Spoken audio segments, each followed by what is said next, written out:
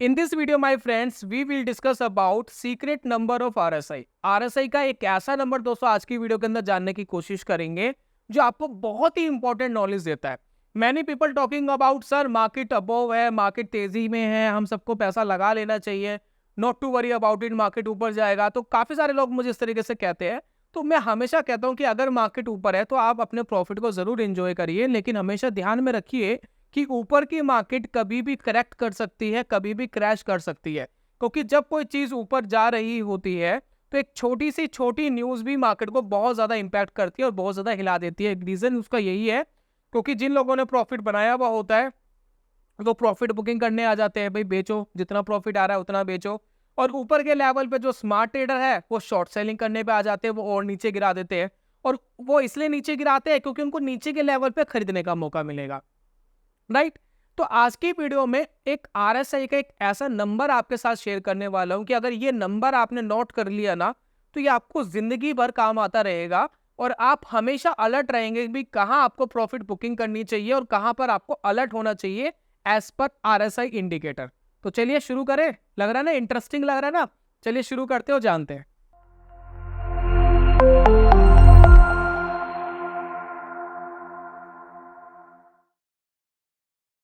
Hello everyone, welcome back in trading Chanakya. मेरा नाम दोस्तों अनमोल मित्तल है और यहाँ पर दोस्तों मैंने सबसे पहले लगाया है एक फायर्स का ट्रेडिंग प्लेटफॉर्म.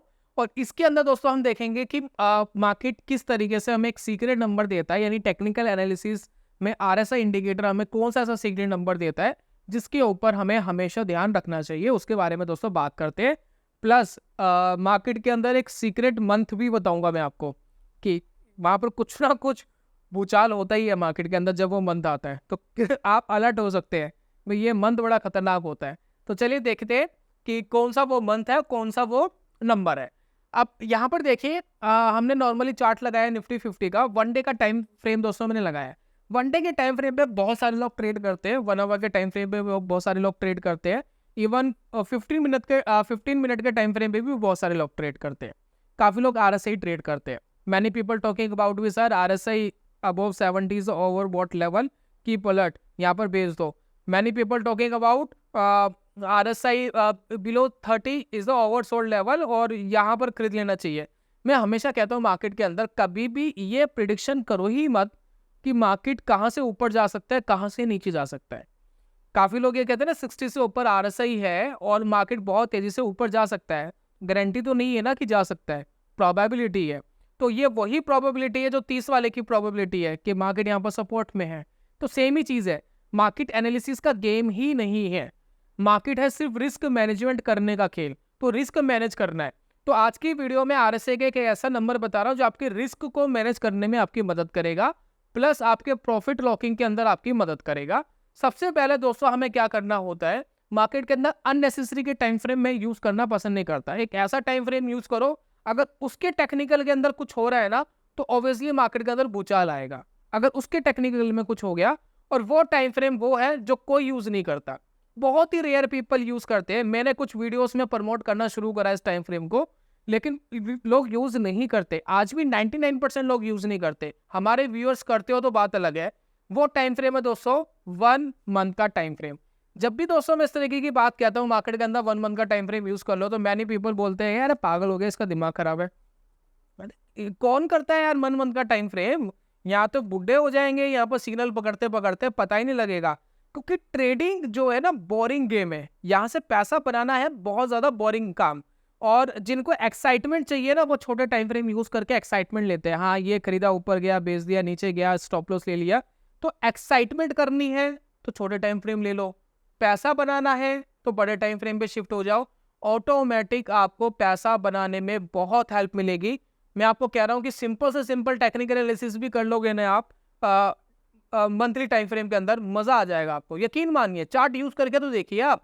आपको ना तो एंट्री जल्दी से मिलेगी ना आपको एग्जिट जल्दी से मिलेगा. आप आराम से बैठे हो चुपचाप, जब तक भाग रहा है भागने दो. 2 गुना हो गया, 3 गुना हो गया, 4 गुना हो गया, 5 गुना हो गया, पैसा बनते हुए देखते रहो. जब एग्जिट करने का मौका मिले तो एग्जिट कर जाओ. तो इस तरीके की स्ट्रेटेजीज मैंने बताई है मार्केट के अंदर किस तरीके से आप 1 मंथ के टाइम फ्रेम पे चीजों को कर सकते हैं. और इसकी खास बात यह होती है कम ट्रेड कम खर्चा. भाई हम गवर्नमेंट को टैक्स देने के लिए काम नहीं कर रहे हैं। जितनी बार ट्रेड लेते हो उतनी बार गवर्नमेंट आपसे टैक्स लेती है, जितनी बार ट्रेड करते हो उतनी बार ब्रोकर अपनी ब्रोकरेजेस लेता है। तो हम ब्रोकर और गवर्नमेंट के लिए काम नहीं करना चाहते, अपने लिए करना चाहते हैं। तो भाई लोगों उतने ही ट्रेड लो जिसमें मैक्सिमम अपना कमा सको। चलिए अब यहाँ पर हम बात कर रहे थे सीक्रेट नंबर की, आरएसए का सीक्रेट नंबर, वो हम बात करते हैं। तो यहाँ पर दोस्तों मैं लगा रहा हूँ सबसे पहले आरएसए इंडिकेटर। ठीक है, नीचे देखिए आरएसए इंडिकेटर लग गया। ये फायर्स का ट्रेडिंग प्लेटफॉर्म में यूज कर रहा हूँ, ये सारी टेक्निकल एनालिसिस में इसके ऊपर कर रहा हूँ। काफी लोग पूछते हैं कि कौन सा प्लेटफॉर्म आप यूज कर रहे हो, तो वो मैं आपको क्लियर कर रहा हूँ। तो यहाँ पर देखिए हम सेटिंग्स में जाएंगे। सेटिंग्स में देखिए मुझे एक ऑप्शन मिलता है आरएसए का। यहाँ पर देखिए मैं थोड़ा सा इसको बोल्ड करूंगा लाइन को ताकि क्लियर आपको दिखाई दे। और यहाँ पर ये मिड लाइन लोअर लाइन हटा देते हैं और बैकग्राउंड भी हटा देते हैं। यहाँ पर दोस्तों मैं एक चीज़ करने वाला हूँ, इस पर ध्यान देना कि 70 है ना जो अपर लिमिट है, इस अपर लिमिट को 70 को हटा करके 80 करना है। 80 पता है क्या है? ये वही सीक्रेट नंबर है, ये वही मैजिकल नंबर है जिसकी मैं बात कर रहा हूँ। ये वही मैजिकल नंबर है जो आपके रिस्क को मैनेज करने में बहुत हेल्प करेगा। तो बेसिकली दोस्तों हम यहाँ पर ये देख रहे हैं कि जब भी आरएसआई 80 के ऊपर जाता है तो मार्केट के अंदर क्या होता है, या आप ये कह लीजिए 80 को टच कर रहा या 80 के ऊपर गया देन वहां से नीचे आता है तो क्या होता है। मतलब 80 टच करके नीचे आना, ये 80 के ऊपर जा करके देन नीचे आना, तब मार्केट क्या रिएक्ट करता है। तो मैं यहाँ फोकस कर रहा हूँ 80 के नीचे आना, टच करके या ऊपर जाके नीचे आना, तब मार्केट क्या करता है। तो यहाँ पर देखिए 2008 में क्या हुआ, मार्केट के अंदर एक क्रैश हमें देखने को मिला। ये देखें मार्केट 80 से ऊपर गया, 2-3 कैंडल एक्सट्रीम ऊपर, बहुत तेजी से मार्केट ऊपर भाग रहा है, बहुत तेजी से। और देन उसके बाद मार्केट धड़ाम मतलब नीचे गिरा, और इतना नीचे गिरा ये 50% तक मार्केट यहाँ डाउन हो गया था, बल्कि ज़्यादा ही हो गया था। ये देखिए ये अप्रोक्स हाई लगाया इसने, और उसके बाद देखिए मार्केट कितने एक्सट्रीम तरीके से यहाँ नीचे हो गया था, मतलब 2500 तक आ गया था। बहुत तेज वाली गिरावट इसमें, लेमन ब्रदर्स क्राइसिस आए थे। तो ये मार्केट में दोस्तों हमें क्रैश मार्केट में देखने को मिला। या तो मार्केट में क्रैशेस आपको देखने को मिलते हैं जब आरएसए 80 के ऊपर जाता है, या मार्केट में बिग करेक्शंस देखने को मिलती है। जैसे कि यहाँ देखिए, यहाँ पर मैं कुछ करेक्शंस आपको दिखा रहा हूँ। ये देखिए 80 टच करा, टच करके नीचे, अब यहाँ देखिए मार्केट ने एक हाई लगाया था 43, देन मार्केट ने लो लगाया एक 35, ऑलमोस्ट 20% से ज़्यादा की करेक्शन, 20 एंड 25% से ज़्यादा की करेक्शन। सेम चीज़ यहाँ हुई है, देखिए 80 के ऊपर था, देन उसके बाद 80 से नीचे आया, और मतलब 80 से ऊपर आना अपने आप में एक ट्रिगर होना है कि मार्केट के अंदर कुछ हो सकता है। यहाँ पर देखिए मार्केट ट्रेड कर रहा था 3800, और देन उसके बाद ये नीचे आ गया काफ़ी, 25 तक ही नीचे आ गया। तो ये भी आप गिरावट देखेंगे 30% की गिरावट थी, ये भी 30% का करेक्शन मार्केट के अंदर। तो जब भी मार्केट में 20-30% के करेक्शंस होते हैं ना, तो स्टॉक 50-60% तक नीचे चले जाते हैं। एवरीबडी नोज, क्योंकि पोर्टफोलियो अभी तक आपका लाल ही दिख रहा होगा। तो ये दोस्तों है मार्केट में आरएसआई का एक सीक्रेट नंबर। जब भी आरएसआई 80 के ऊपर जाता है और वहां पर आपको ट्रिगर कर जाना चाहिए कि भैया मैं थोड़ी प्रॉफिट बुकिंग कर लूं। प्रॉफिट बुकिंग नहीं करना चाहते, तेजी को पार्टिसिपेट करना चाहते हैं, तो आप प्रोटेक्शन के लिए पुट बाय कर सकते हैं। मतलब मार्केट नीचे गिरे तो वो आपको प्रोटेक्ट कर दे। दूसरा आप क्या कर सकते हैं, पार्शियली प्रॉफिट बुकिंग कर सकते हैं। कुछ प्रॉफिट बुक कर लो, कुछ होल्ड रखो, ताकि मार्केट अगर ऊपर जाए तो थोड़ा वहां से आपका पैसा मिलता रहे, जो रिमेनिंग क्वांटिटीज आपकी है। तो आपको अगर इस तरीके की थॉट मार्केट में रखेंगे तो रियलिटी में बड़ा बेनिफिट आपको होगा। चलिए कोई बात नहीं, अब बाकी चीज देखते हैं। अब 2008 तक देखा, जब ये 80 के ऊपर गया है तो क्या एक्शन मार्केट के अंदर आया जरा देखते हैं। तो अब यहां पर देखते हैं, अब देखिए बहुत टाइम हो गया 80 के ऊपर गया नहीं, एक्सट्रीम लेवल पे गया नहीं, अब यहां पर गया, क्या हुआ होगा यहाँ पर आप देख रहे हैं यहाँ पर क्या हुआ होगा।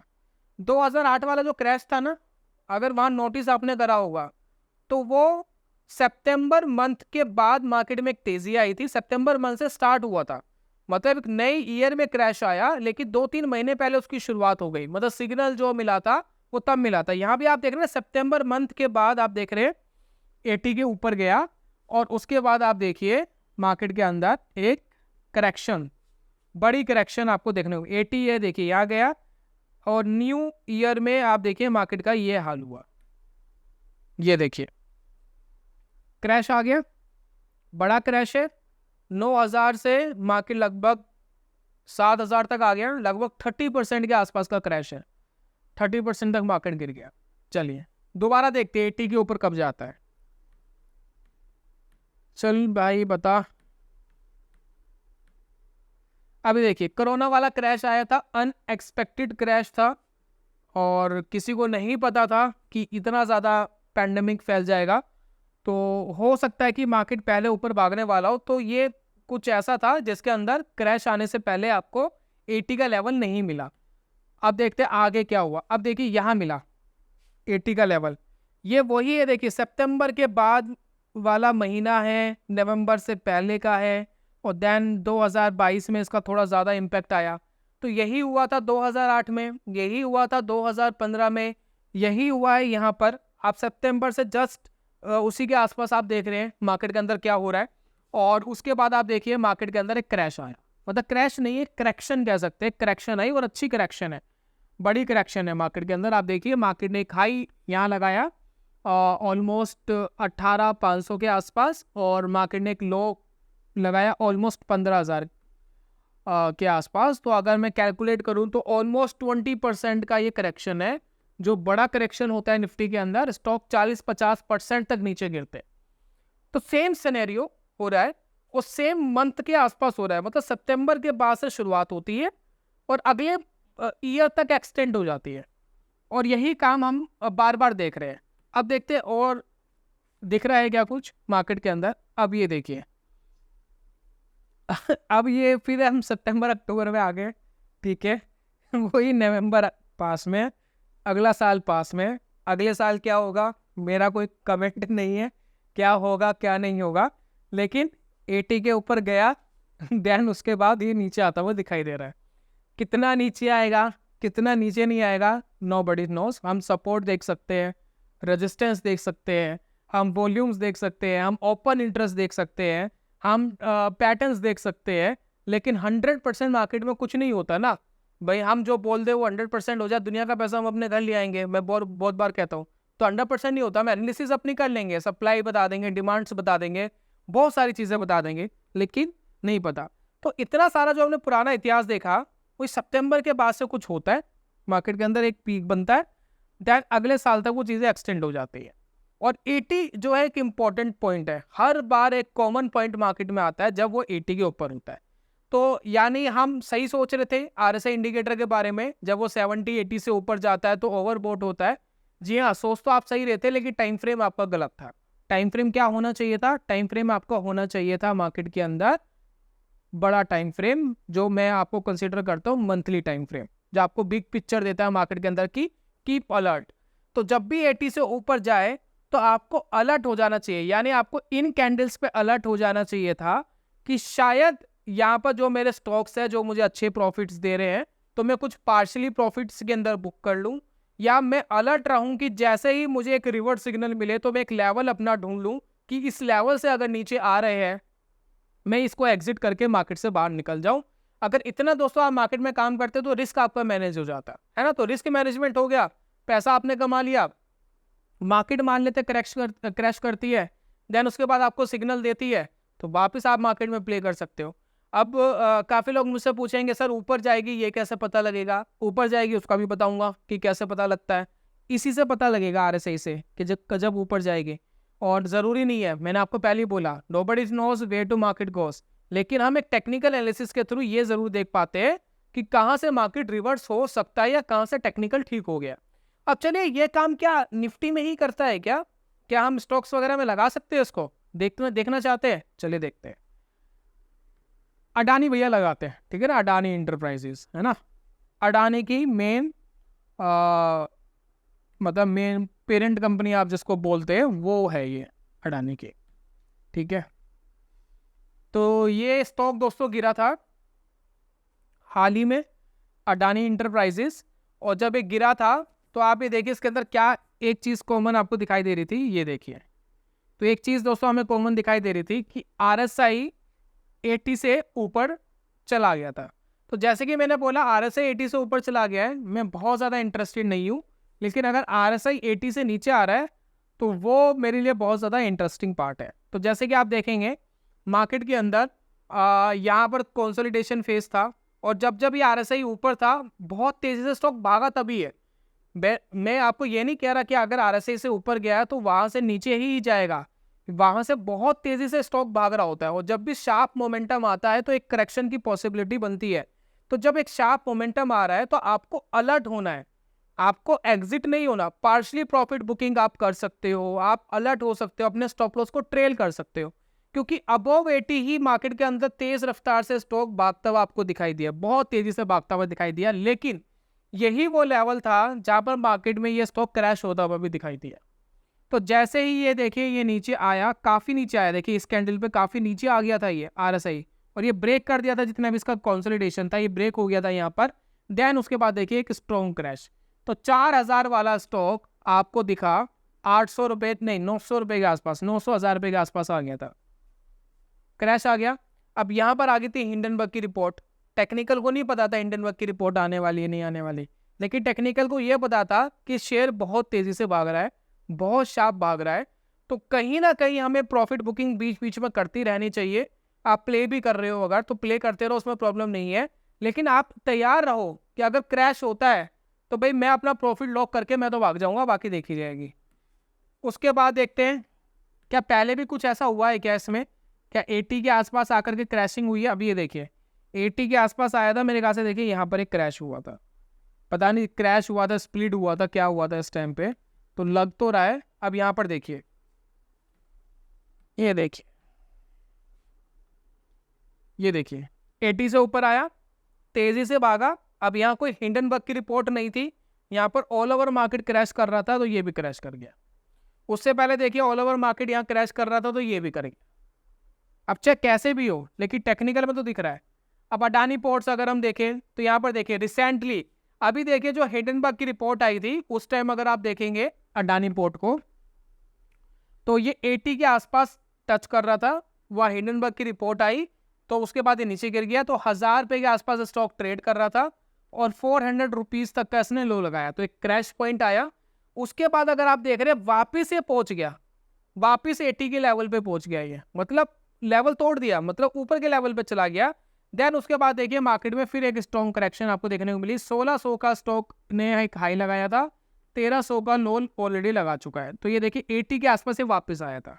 तो एवरी टाइम आप जब देख रहे हैं मार्केट में, जब वो 80 के आसपास कोई स्टॉक है उसी टाइम वो शार्प भाग रहा होता है, और जब कोई चीज शार्प भाग रही होती है तो इसमें एक बड़े करेक्शन की पॉसिबिलिटीज बन जाती है। तो आपको हमेशा ध्यान रखना है कि बड़े टाइम फ्रेम पे कभी भी 1 मंथ के टाइम फ्रेम पे कोई चीज अगर 80 से ऊपर चल रही है तो कीप अलर्ट कि अगर ये करेक्ट कर गया तो आप अपना प्रॉफिट लॉक करते रहो बीच बीच में, या हाफ कर लो, 70% कर लो, 20% कर लो, क्वांटिटीज अपनी कम कर दो, कीप अलर्ट। और यहाँ देखते हैं, देखिए ये है अपोलो हॉस्पिटल, 2022 से पहले की बात है, 80 के ऊपर आया था और देन उसके बाद क्रैश कर गया। 6000 के आसपास स्टॉक था, 3500 के आसपास आ गया था। उसके बाद देखिए एशियन पेंट, एशियन पेंट में देखिए यहाँ पर 80 से ऊपर गया था, क्रैश हुआ था थोड़ा सा, मतलब करेक्शन हुई थी, देन उसके बाद कंसोलिडेशन फेज में ही चला गया। उसके बाद देखते हैं एक्सिस बैंक, गया ही नहीं है 80 से ऊपर अभी हाल फिलहाल में। यहाँ देखिए 2015 में गया था, 80 टच करा था, देन उसके बाद क्रैश, मतलब करेक्शन, स्ट्रॉन्ग करेक्शन। और यहाँ देखिए यहाँ गया था 80 से ऊपर, देन उसके बाद स्ट्रॉन्ग करेक्शन, और यहाँ देखिए स्ट्रॉन्ग करेक्शन। तो काफ़ी करेक्शंस आपको बीच में दिखेगी। बजाज ऑटो बहुत तेज़ी से भाग रहा था, काफ़ी लोग इसके बहुत सारे रीजंस देंगे इसके गिरने के, लेकिन अगर एक मेन रीज़न आप देखेंगे तो 80 से ऊपर गया हुआ था और कंसोलिडेट कर रहा था, मतलब उसके ऊपर टिका हुआ था, देन उसके बाद क्रैशिंग मोड में आया। तो कीप अलर्ट, आपको अलर्ट होना था कि बहुत तेज़ भाग रहा है। बीच बीच में कुछ प्रॉफिट बुकिंग करते रहो या अपने स्टॉप लॉस को ट्रेल करते रहो, तो ये आपको पता लगता। पुराना इतिहास अगर देखे, हिस्ट्री अगर देखे, तो यहाँ देखिए यहाँ भी कुछ ऐसा ही हुआ था। स्टॉक के अंदर 80 के ऊपर था, बहुत तेजी से भाग, देखिए 80 के ऊपर यहाँ गया था, बहुत तेजी से भागा, तो मेन पैसा बन तो आपको यहीं रहा है, लेकिन कीप अलर्ट। और इसके बाद देखिए स्टॉक 1700 से लेकर के 1200 तक आ गया था, लगभग 30% का आसपास का करेक्शन था। बजाज फाइनेंस देखते हैं, देखिए यहाँ गया था 2022 से पहले, और यहाँ गया था, यहाँ ये तो क्रैश ही हो गया था, मतलब ये तो ऑल ओवर सब कुछ ही गिर रहा था। और बीच बीच में देखिए ये करता रहता है, बजाज फाइनेंस की है कि ये जाएगा 80 से ऊपर जाएगा देन गिरेगा, बहुत वोलेटाइल स्टॉक है। और देखते हैं बजाज फिनसर्व, ये देखिए 2022 से पहले गया था 80 से ऊपर, क्रैश। BEL कोशिश कर रहा, देखिए 80 से ऊपर है। अभी क्या है, Bharat electronic limited, technical fantastic दिख रहा है, सब कुछ अच्छा दिख रहा है, लेकिन स्टॉक ट्रेड कर रहा है 80 से ऊपर।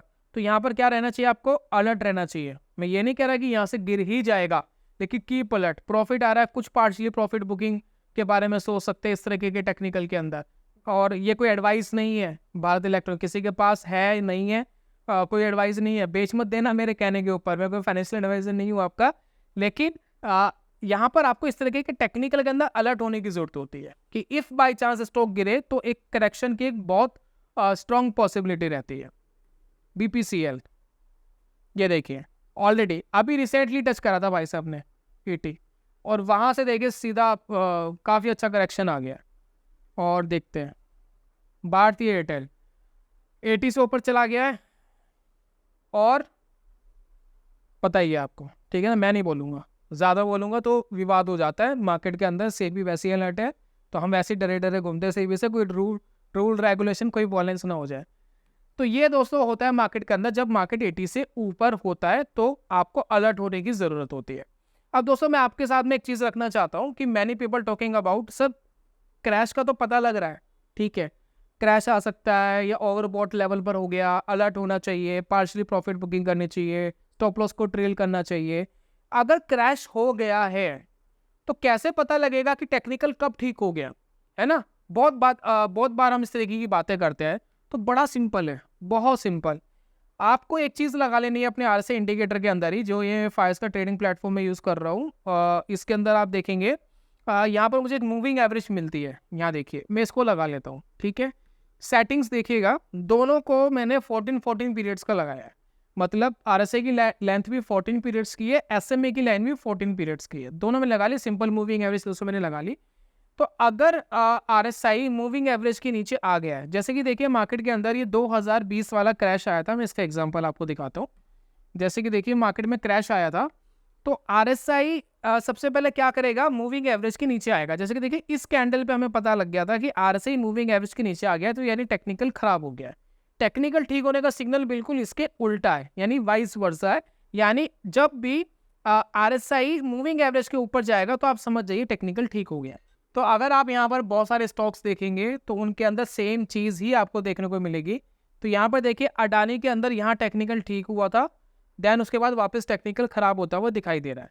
उसके बाद अडानी पोर्ट्स देखेंगे तो यहाँ पर देखिए कहाँ टेक्निकल ठीक हो गया था, क्रैश के बाद हिंडनबर्ग की रिपोर्ट आई, क्रैश हुआ, देन उसके बाद देखिए यहाँ टेक्निकल ठीक हुआ, कैंडल्स ऊपर बननी शुरू हुई और कैंडल का हाई भी ब्रेक होना जरूरी है। उसके बाद देखिए बहुत तेजी से भागा, देन उसके बाद अब टेक्निकल खराब होता हुआ दिखाई दे रहा है। लेकिन हम इस सेटअप में कंसीडर क्या करते हैं कि RSI ऊपर तो जाना ही चाहिए मूविंग एवरेज के, प्लस जिस कैंडल ने वो उसको ऊपर लेके गई है उस कैंडल का हाई ब्रेक होगा तब हम बुलिश सिग्नल मारेंगे, और अगर लो ब्रेक कर रहा है RSI मूविंग एवरेज का तो अगली कैंडल उसका लो ब्रेक करेगी तब हम उसको कंसीडर करेंगे। तो दोनों चीज़ें बड़ी इंपॉर्टेंट है इसके अंदर। तो देखिए यहाँ देखिए खराब हुआ, यहाँ देखिए खराब हुआ, देन उसके बाद देखिए यहाँ पर आकर के ठीक हो गया टेक्निकल, फिर स्टॉक वापस ऊपर भागना शुरू हो गया। अपोलो हॉस्पिटल है, ठीक है। तो इस तरीके से दोस्तों मार्केट के अंदर हम चीज़ों को कंसीडर करते हैं और बढ़िया टेक्निकल एनालिसिस हम कर सकते हैं। तो कैसा लगा RSI का सीक्रेट नंबर यानी नंबर 80, 1 मंथ का टाइम फ्रेम, जब भी 80 से ऊपर हो कीप अलर्ट। मार्केट के अंदर एक शार्प करेक्शन के चांसेस है, हो सकता है, और उसी टाइम मोमेंटम भी बहुत तेज होता है किसी भी चार्ट का। तो आपको ये भी अलर्ट रहना है कि कहीं आप अपॉर्चुनिटी ना खो दो। तो पार्शियली प्रॉफिट बुकिंग्स करते रहो, और जब भी आपको थोड़ा सा लगे कि मामला खराब हो रहा है तो अपना रिस्क मैनेज करो। तो ये था दोस्तों आज की वीडियो के अंदर। उम्मीद करता हूँ RSI का सीक्रेट नंबर आपको समझ में आया होगा, पता लगा होगा किस तरीके से कितना इंपॉर्टेंट है। तो दो चीज़ें हमें निफ्टी 50 के चार्ट में देखने को मिली, जब भी 80 से ऊपर जाता है तो मोमेंटम तो तेज होता है, लेकिन वहाँ पर एक पॉसिबिलिटी रहती है करेक्शन की या फिर क्रैश की। दूसरी बात, ये सारा काम एक पर्टिकुलर मंथ के आसपास हो रहा है, यानी सितंबर के बाद से स्टार्ट होता है और 2-3 महीने लगते हैं समझने में क्या चल रहा है, देन उसके बाद एक बड़ी करेक्शंस पॉसिबिलिटी आती है। मतलब सितंबर के बाद मेनली चीज़ शुरू हो रही है और हमने बहुत सारे सालों में यही देखा कि यही काम सितंबर के आसपास ही हो रहा है। तो ये आपको देखना है, जैसे कि अभी भी देखेंगे आप, सितंबर के बाद ही ये चीज़ मार्केट में शुरू हुई है। तो इन चीज़ों को दोस्तों मार्केट में आप ध्यान रखेंगे तो कुछ हद तक आपको कुछ आइडिया रहेगा कि हिस्ट्री के अंदर क्या हुआ था और मार्केट में आने वाले टाइम में क्या हो सकता है। तो ये सारी चीज़ दोस्तों मार्केट के अंदर आपको पता लगेगी। बाकी दोस्तों अगर ट्रेडिंग आपको सीखनी है तो बहुत सारी वीडियोस तो हम मार्केट में डालते रहते हैं, लेकिन मैं आपको हमेशा एक बुक रिकमेंड कर रहा हूँ पिछली कुछ वीडियो से।